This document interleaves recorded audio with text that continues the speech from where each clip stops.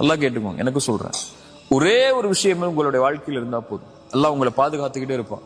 அந்த பாதுகாப்புல இருந்து நீங்க விலகவே மாட்டீங்க. அந்த ஒரு விஷயத்தை மட்டும் உங்களுடைய மௌத்து வரைக்கும் நீங்க கடைபிடிச்சீங்கன்னா போதும். ஃபஜ்ர் தொழுங்க.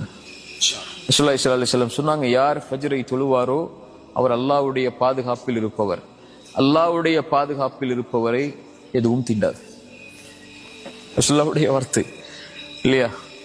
காலையில எழுந்து அவன் அல்லாஹ்வுக்காக என்ற காலத்தை அந்த குளிருள்ள நேரத்திலையும் வெளிச்சமில்லாத அந்த நேரத்திலையும் நடந்து போய் அல்லாஹ்வுக்காக நிறைவேற்றக்கூடியவருக்கு ரசூலுல்லாஹி ஸல்லல்லாஹு அலைஹி வஸல்லம் சொன்னாங்க, யார் இரவுடைய அந்த இருள்களில் நடந்து கொண்டு பள்ளியை நோக்கி சென்று தொழுகை நிறைவேற்றுவாரோ நூறு இத்தாமி யௌமல் கியாமா, மறுமையில் அவர் வெளிச்சத்தோடு வருவார். அல்லாஹ் அவரை பாதுகாக்கிறான். யார் ஃபஜ்ரை தொழுவாரோ அவரை அன்றைய தினம் முழுவதும் அவர் அல்லாஹ்வுடைய பாதுகாப்பில் இருப்பவர். அல்லாஹ்வுடைய பாதுகாப்பில் இருப்பவரை யாரும் எதுவும் அவரை செய்யாது.